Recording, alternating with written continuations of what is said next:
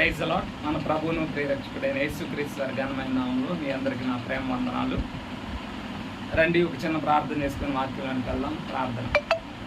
ప్రేమ కనికరం కలిగిన మా ప్రియ పరలోక తండ్రి, నీ ఘననామాన్ని బట్టి కృతజ్ఞతాస్తుతులు. ఈ సమయంలో ప్రభా వాక్యంతో మాతో మాట్లాడుతూ మమ్మల్ని బలపరచమని, మీ కృపలో నడిపించమని, నీ దాసుని శిలువ చాటు మరుగుపరుచుకొని ఆత్మతో నింపి గొప్ప కార్యాలు జరిగించమని యేసుక్రీస్తు నామములో ప్రార్థిస్తాం తండ్రి. ఆమేన్. Praise the Lord. హల్లెలూయా. రండి, వాక్యంలోనికి వెళ్దాం. 17వ కీర్తన 15వ వాక్యం. 17వ కీర్తన 15వ వాక్యం. కీర్తనల గ్రంథము 17వ కీర్తన 15వ వాక్యం మనం చూసినట్లయితే,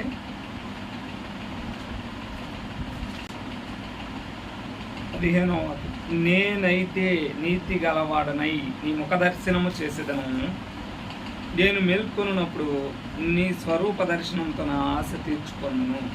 నేనైతే నీతి గలవాడనై నీ ముఖ దర్శనం చేసేదను. నేనైతే, ఇక్కడ భక్తుడు అంటున్నాడు, దావీదు భక్తుడు. నేనైతే ఈరోజు కొన్ని మాటలు మనం తెలుసుకున్నాం. ఇందులో కొన్ని మాటలు మనం తెలుసుకున్నాం. నెంబర్ 1, కీర్తనల గ్రంథం 5వ అధ్యాయము 5వ కీర్తన 7వ వచనం. కీర్తనల గ్రంథం 5వ అధ్యాయం 7వ వచనం ఏమంటున్నాడు కీర్తనాకారుడు? నేనైతే నీ కృపాతిశయమును బట్టి నీ మందిరములో ప్రవేశించును. ఈరోజు మొట్టమొదటిగా నేనైతే, ఈరోజు నువ్వైతే ఇలా చేస్తావా? భక్తులైతే ఇలా చేశారు, మరి మనం అలా చేస్తామా? ఒకసారి మనల్ని మనం పరిశీలించుకుందాం. నేనైతే, భక్తుడైన దావీదు అంటున్నాడు, నేనైతే దేవుని మందిరానికి, నేనైతే నీ కృపాతిశయమును బట్టి నీ మందిరంలో ప్రవేశించడము. మందిరానికి వెళ్తున్నారా? లేదు, యూట్యూబ్లో వచ్చే వర్తమానాలు వింటూ అలాగే యూట్యూబ్లోనే ఇంట్లో అయితే ప్రశాంతంగా చూడొచ్చు. ఇంట్లో అయితే ప్రశాంతంగా ఏసీ ఆన్ చేసుకునో లేదా ఇంకోటి ఆన్ చేసుకునో టీవీ పెట్టుకొని చూడొచ్చు అని అనుకుంటున్నావా? కాదు, దేవుని మందిరంలో. ఇక్కడ భక్తుడైన దావీదు అంటున్నాడు, నేనైతే నీ కృపాతిశయమును బట్టి నీ మందిరంలో ప్రవేశించి నీ ఎర్ల భయభక్తులు కలిగి నీ పరిశుద్ధ ఆలయము దిక్కు చూచి నమస్కరించగలను. దేవుని సన్నిధికి వెళ్ళాలి. సన్నిధిలోనే, నీ సన్నిధిలో సంపూర్ణ సంతోషము, నీ కుడి చేతిలో నిత్య సుఖములు కలవని లేఖనంలో రాయబడింది. నీ సన్నిధానములో సంపూర్ణ సంతోషం, నిన్ను ఆరాధించుకునే విలువైన అవకాశం, కోల్పోయినవన్నీ నాకు ఇచ్చుటకును, బాధల నుండి బ్రతికి. దేవుని సన్నిధికి వెళ్ళి దేవుణ్ణి మనసారా ఆరాధిస్తూ ధర్మయత్నంతో ఆరాధిస్తూ బ్రతికేయాలని మన జీవితంలో ఆరాధించాలంటే మీరు పాత నిబంధనలో, కొత్త నిబంధనలో కూడా మీరు చూస్తే ఆ నపుంసకుడు వెతుక్కుంటూ వెళ్తున్నాడు. మీరు చూస్తే అపోస్తుల కార్యంలో ఉంటాడు ఆ వ్యక్తి. అపోస్తుల కార్యములు ఎవరండి ఈ వ్యక్తి? చూడండి, ఎవరి వ్యక్తి? కందకే ఆ వ్యక్తి. చూడండి, 8వ అధ్యాయంలో రాయబడి ఉంది. 8వ అధ్యాయము 27వ వచనం. అప్పుడు ఇథియోపియుల రాణి అయిన కందాకే క్రింద మంత్రి అయి ఆమె యొక్క ధనాగారం అంతటి మీదను ఇథియోపియుడైన నపుంసకుడు ఆరాధించుటకు యెరూషలేముకు వెళ్ళాను. ఆరాధించడానికి ఈరోజు ఆదివారం దేవుని సన్నిధికి వెళ్ళి దేవుని ఆరాధించారా? మీకు వర్తమానం చెప్తున్నా, నేనైనా దేవుని సన్నిధికి వెళ్ళి దేవుని మనసారా ఆరాధించి చక్కని వర్తమానాన్ని మేము అందించాం. ఈరోజు ఆత్మలో ఆనందించాలి, పరవశించాలండి. అందుకే దేవుని సన్నిధికి దావీదుని మీరు అడగండి. దావీదుని మీరు చూస్తే, జనులు నాతో అనగా, దేవుని మందిరంలోకి వెళ్దామని జనులు నాతో అనగా నేను సంతోషించుకున్నాను అన్నాడు. ఈరోజు మనం ఎలా ఉన్నాం? ఒకసారి దేవుని మందిరానికి వెళ్ళడానికి ఎన్నో సాకులు చెప్తున్నారు చాలామంది. మీ ఆత్మీయ జీవితాల్లో మనం బలంగా ఉండాలంటే దేవుని మందిరానికి వెళ్ళి దేవుని ఆరాధించి, దేవుని వాక్యముతో మనం ఉదక స్నానం చేయించబడి మనలో తప్పులు తెలుసుకొని పరిశుద్ధంగా మనం బ్రతకడానికి దేవుని సన్నిధికి వెళ్ళాలి. వెళ్ళాలి. కొందరు మానుకొనుచున్నట్లుగా మానుకొనక అని రాయబడి ఉంది బైబిల్ గ్రంథంలో. అందుకే దావీదు అయితే అంటున్నాడు, నేనైతే నీ మందిరానికి, నీ కృపాతిశయం బట్టి నీ మందిరానికి వచ్చి నేను ఆరాధించడానికి నేను వస్తాను అంటున్నాడు. మరి నువ్వు సార్ ఆలోచించు. కొద్ది దూరం అయితేనో లేదా కొద్దిసేపు ఎక్కువ ప్రసంగిస్తారనో చాలామంది చర్చిలకి రావటం మానేస్తారు. ఎండ ఎక్కువ ఉందనో, ఒక మాట అడుగుతాను, ఎండ ఎక్కువ ఉన్నా కానీ దేవుడు నీకేమన్నా దెబ్బ తగిలేటట్టు చేశాడు అంటే నీకేమన్నా అపాయకరమైంది ఏ చేయలేదు. ఎంత ఎండలో కూడా నిన్ను సేఫ్గా సెక్యూర్గా తీసుకొని వస్తున్నాడు. మరి నీ జీవితం ఎలా ఉంది ఒక్కసారి ఆలోచించి. మరి ఆ కృతజ్ఞత కలిగి నువ్వు ఉన్నావా ఒక్కసారి ఆలోచించి. దావీదైతే ఈరోజు దావీదు స్టాండ్, నేనైతే నా దేవుని మందిరం కృపాతిశయమును బట్టి దేవుని మందిరానికి వెళ్తా అన్నాడు. రెండోది, మొదటి రాజుల గ్రంథంలో భక్తుల జీవితాలే మన ఎదుట పెట్టబడ్డాయి. మొదటి రాజుల గ్రంథము 18వ అధ్యాయం 24వ వచనం. మొదటి రాజుల గ్రంథం 18వ అధ్యాయం 24వ వచనం. ఈ వ్యక్తి ఏమంటున్నాడో చూడండి. 18:24. తరువాత మీరు మీ దేవత పేరును బట్టి ప్రార్థన చేయడు, నేనైతే యెహోవా నామమును బట్టి ప్రార్థన చేయుదును. ఏ దేవుడు కట్టెలను తగలబెట్టుట చేత ప్రత్యుత్తరం ఇచ్చును, ఆయనే దేవుడని నిశ్చయించుదుము రండని ఏలియా అంటున్నాడు. 2 తలంపుల మీద ఉన్న జనులతో మీరైతే అలా ప్రార్థన చేయండి. ఎలా చూడండి, మీరు మీ దేవత పేరును బట్టి ప్రార్థన చేయండి. నేనైతే ఆ దేవుని నామం బట్టి ప్రార్థన చేస్తాను. అరే, ప్రార్థన ఎన్నిసార్లు చేస్తున్నామండి? ప్రార్థన ఎన్నిసార్లు చేస్తున్నాము? బైబిల్ గ్రంథంలో చాలా చోట్ల రాయబడి ఉంది. మనకి ఆరంభ ప్రార్థన, ముగింపు ప్రార్థన. ఎడతెగక ప్రార్థన చేయమన్నాడు. వెలుపుగా ఉండి ప్రార్థన చేయండి అంటున్నాడు. ప్రార్థనకి ప్రాధాన్యత ఉంది. ఇదే ఏలియా ప్రార్థన చేసినప్పుడు ఇంకా ఏలియా పడిపోయిన బలిపీట నిలవబెట్టి ప్రార్థన చేస్తూ ఉన్నాడు. ఆమెనని చెప్పలేదు. మనకు బాగా అర్థం కానీ ఆమెనని చెప్పలేదు. ప్రార్థన చేస్తుండగానే ఆకాశం నుంచి అగ్ని వచ్చి ఏదైతే బలి మీద ఆ బలిని దహించి వేస్తుంది. ఇది మాట చెప్తున్నానంటే ఏలియా కూడా యాకోబు భక్తుడు. యాకోబు అన్న మన గురించి చక్కగా చెప్తున్నాడు. ఏలియా కూడా మనలాంటి మనిషి. అతడు త్యాశక్తితో ప్రార్థన చేశాడు. ప్రార్థన వల్లనే ఈరోజు ప్రార్థించుట. మాచిలమ్మని గారు రాసిన చక్కని మాట ఒకటి ఉంటుంది పాటలు. ప్రార్థించుట మానితిని, ప్రభు మార్గము విడచితిని, పరమార్థము మరచితిని, ప్రపంచ నటనలలో ప్రావీణ్యమును పొంది ఫలహీనుడనైపుడు పాటింతుని మాట.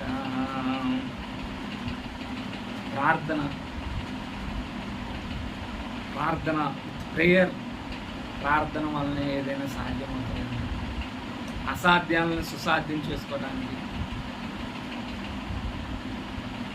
ప్రార్థన చేయటం. ప్రార్థన నా జీవితంలో నేను పొందుకున్న అనేకమైనవి ఉన్నాయండి. ఒక వ్యక్తికి వచ్చిన ఆపద నిమిత్తం నేను మా చర్చికి వచ్చే మెంబరు చర్చ అయిపోయింది.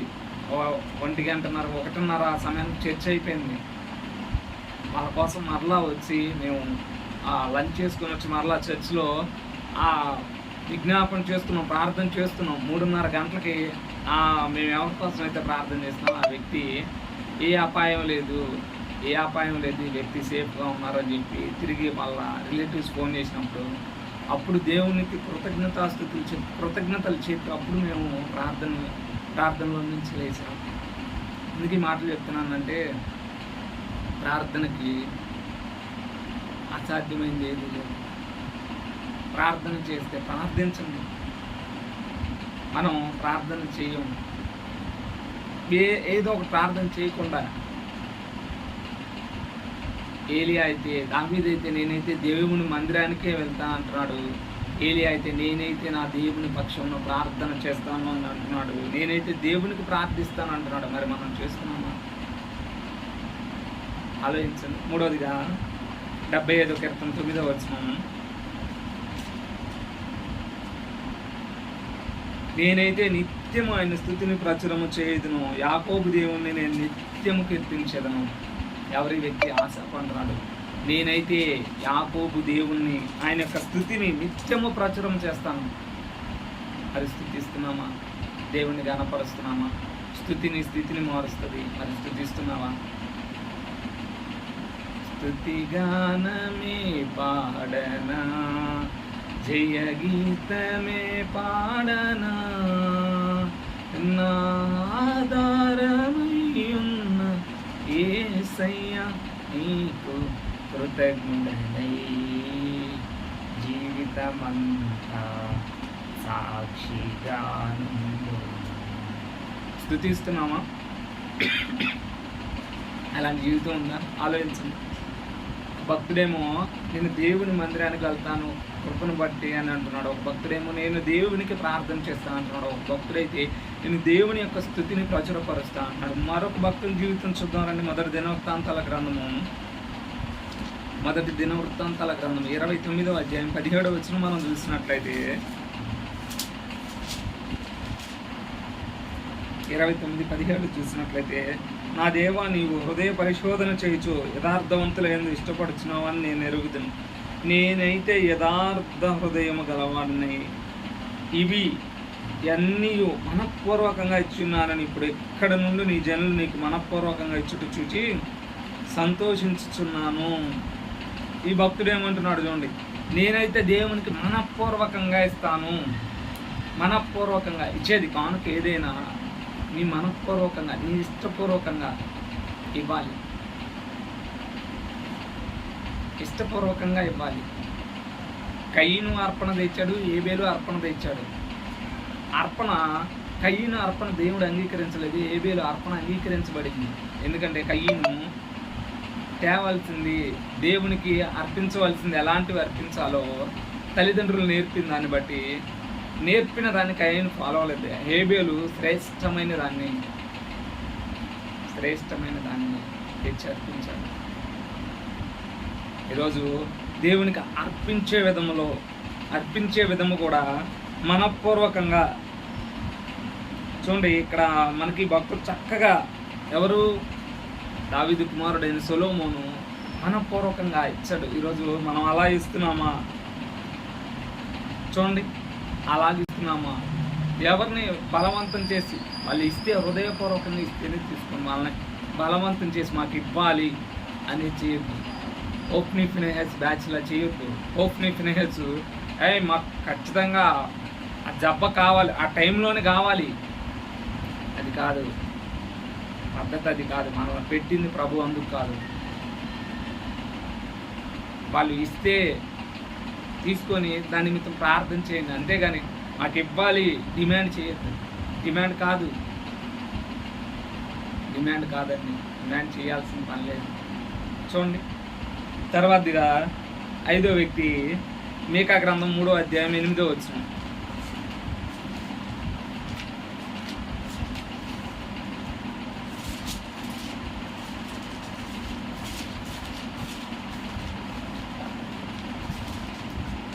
మీకా గ్రంథం 3వ అధ్యాయం 8వ వచనం, నేనైతే యాకోబు సంతతి వారికి తమ దోషముల యందు ఇశ్రాయేలుకు తమ పాపం కనపరచుటకై యెహోవా ఆత్మావేశము చేత బలముతోనూ తీర్పు తీర్చు శక్తితోనూ ధైర్యంతోనూ నింపబడిన వాడినై ఉండును. మేక అంటున్నాడు, నేనైతే ఆత్మతో నింపబడతాను. దీని దగ్గర కాంట్రడిక్షన్స్ చాలా ఉన్నాయి. ఆత్మతో నింపబడుతుంది భాషలని చాలామంది కాంట్రడిక్షన్గా మాట్లాడతారు. కానీ యేసుక్రీస్తు ప్రభు చెప్పిన మాట, ఒకడు నీటి మూలంగాను ఆత్మ మూలంగాను జన్మించితేనే తప్ప, నికోదేముకు చెప్పిన మాటని యోహాను సువార్తలో 3వ అధ్యాయంలో ఉంటుంది. నీటి మూలంగాను ఆత్మ మూలంగాను జన్మించితేనే తప్ప పరలోక రాజ్యం. ఆత్మ ఫలమేమనగా ఆత్మ ఫలించాలి. ఆత్మానుసారంగా నడుచుకున్నప్పుడు మీరు శరీర క్రియలు నెరవేర్చరు అంటున్నాడు. క్రీడాని ఆత్మ వర్ధిల్చిన ప్రకారం అన్ని విషయాలను వర్ధిల్లి సౌఖ్యంగా ఉండాలని కోరుతున్నాను అంటున్నాడు. పరిశుద్ధాత్మతో నింపబడాలి. ఆత్మను చల్లార్చుకుడి, ఆయన అంటున్నాడు ఆత్మతో నింపబడాలి. ఆ అనుభవం పొందిన వారు మాత్రమే చెప్పగలరు ఏదైతే ఆత్మతో నింపబడరు. మీరు ప్రార్థన చేయండి, ప్రభువుకు అసాధ్యం. మీరు ప్రార్థన చేస్తే పరిశుద్ధాత్మ కార్యాలు జరుగుతాయి. ఎలా జరుగుతాయి అంటే నేను ఈరోజు కూడా చెప్పాను మా వాళ్ళకి.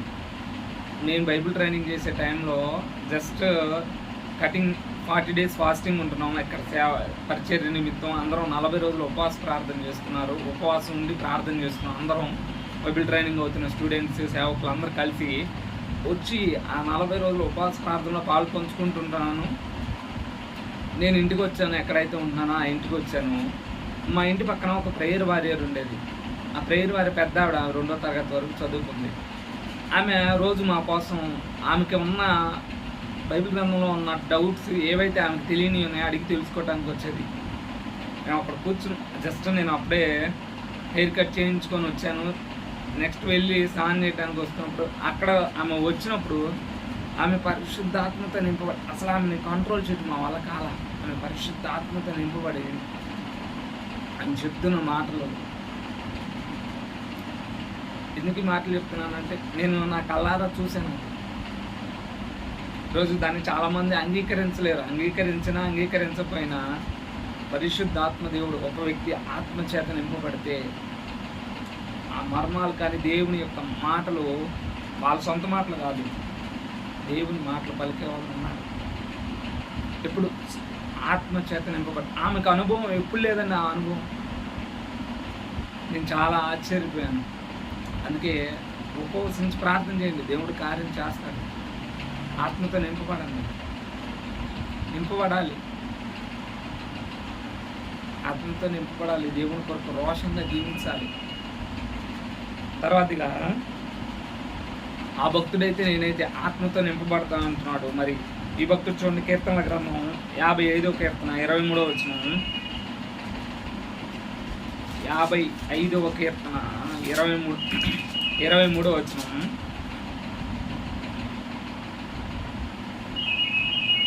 దేవా నాశన కూపంలో నువ్వు వారిని పడవేయదు, రక్తాపరాధులను వంచకులను సదాకాలం నిన్ను బ్రతుకుదురు. నేనైతే నీ యందు నమ్మికించి ఉన్నాను.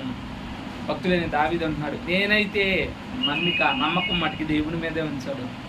ఈరోజు నమ్మకం దేవుని మీద ఉంచుతున్నా. నమ్మకమై దేవుడవై నీవే చాలు యేసయ్యా. చూడండి, యోబుకి ఎన్ని కష్టాలు ఎన్ని బాధలు వచ్చినాయి. యోబు దేవుని మీద నుంచి దేవుని మీద నమ్మకం అనేది మర్చిపోయాడు. ఈరోజు నమ్మకాన్ని, దేవుని మీద నమ్మకం, నేనైతే నీ యందు నమ్మికించున్నాను అంటున్నాడు దావీదు. మరి నమ్మకంగా కలిగి జీవిస్తున్నాం. చివరిగా అపోస్తల కార్యం 21వ అధ్యాయం 13వ వచనం పౌలు గారు అంటున్నారు, నేనైతే దేవుని కొరకు చనిపోవటానికి కూడా సిద్ధమంటున్నాడు. అపోస్తల కార్యక్రమం 21వ అధ్యాయం 13వ వచనం. పౌలు ఇదెందుకు మీరు ఏడ్చి నా గుండె బద్దలు చేసేదరా ఎలా? నేనైతే ప్రభు అయిన యేసు నామము నిమిత్తం యెరూషలేములో బంధింపబడుటకు మాత్రమే కాక చనిపోవుటకును సిద్ధంగా ఉన్నానని చెప్పాడు. నేను అంత దూరం ఆయన అంత స్టేట్మెంట్ ఇవ్వడానికి ఉన్నాడంటే, నువ్వు ప్రభు యొక్క కార్యాలను, ప్రభు కొరకు ప్రభువు చేసిన కార్యాలను ప్రచురము చేస్తున్నావా, ఆయన మరణ పునరుద్ధానాలను ప్రచురం చేస్తున్నావా ఆలోచించి. దావీదైతే నేను దేవుని మందిరంలో ఆయన కృపాతిశయములను బట్టి నేను ఆయన్ని గణపరుస్తాను అంటున్నాడు. ఏలియా అయితే నా దేవునికి నేను ప్రార్థన చేస్తాను అంటున్నాడు. అలాగే మీరు చూస్తే ఆసాపు అయితే నేను దేవుని యొక్క స్తుతిని ప్రచురపరుస్తాను అంటున్నాడు. అలాగే సొలొమోను నేను దేవునికి మనఃపూర్వకంగా ఇస్తాను అని అంటున్నాడు. అలాగే మీరు చూస్తే మేకా అయితే నేను దేవుని ఆత్మచేత నింపబడతాను అంటున్నాడు. అలాగే మీరు చూస్తే నేనైతే దేవుని యందు నమ్మిక ఉంచున్నానని చెప్పి దావీదు అంటున్నాడు. చివరిగా పౌలు గారు అన్నారు, ప్రభు కొరకు చనిపోవటానికి కూడా నేను రెడీ అంటున్నాడు. ఈరోజు నువ్వు వీటిలో ఎక్కడున్నావు? వీరైతే ఇలా చెప్పగలిగారు, నువ్వు ఎలా చెప్పగలుగుతావు? ఒకసారి ఆలోచించు, పరిశీలించు. నీ జీవితంలో, నీ ఆత్మీయ జీవితంలో ఈ స్టాండ్లోకి మనం నడపబడుతున్నామా? అట్టి ఆత్మీయ జీవితాన్ని కలిగి ఉన్నామా? ఒకసారి పరిశీలించుకున్నాం. ప్రార్థన చేద్దాం. పరిశుద్ధ స్తోత్రాలు, కృపగల దేవ, దయగల తండ్రి, కృతజ్ఞతాస్తుతులు. వాక్యంతో మాట్లాడాము. మీ కృతజ్ఞతాస్తుతులు. మేము నమ్మకంగా నీకు ఇష్టలుగా అనేకులకు దీవిన మహిమకరంగా జీవించుటకు సహాయం చేయమని. తద్వారా మీరు మహిమ పొందమని మీకే మహిమ ఘనత ప్రభావం ఆరోపిస్తూ ఏసు నామమున ప్రార్థించుకొని నామ తండ్రి ఆమేన్. మన తండ్రి అయిన దేవుని ప్రేమ, ఆయన కుమారుడైన యేసుక్రీస్తు వారి కృప, ఆదరణకర్త అయిన పరిశుద్ధాత్మ దేవుని కన్యని సావాసము కాపుదల నడిపించు ఇప్పుడున్న ఎల్లప్పుడూ. యూట్యూబ్లో చూస్తున్న వారికి కొడుకున్న మనందరికీ సదా తోడై నడిపించును గాక. ఆమేన్, ఆమేన్, ఆమేన్. May God bless you. May God bless our India.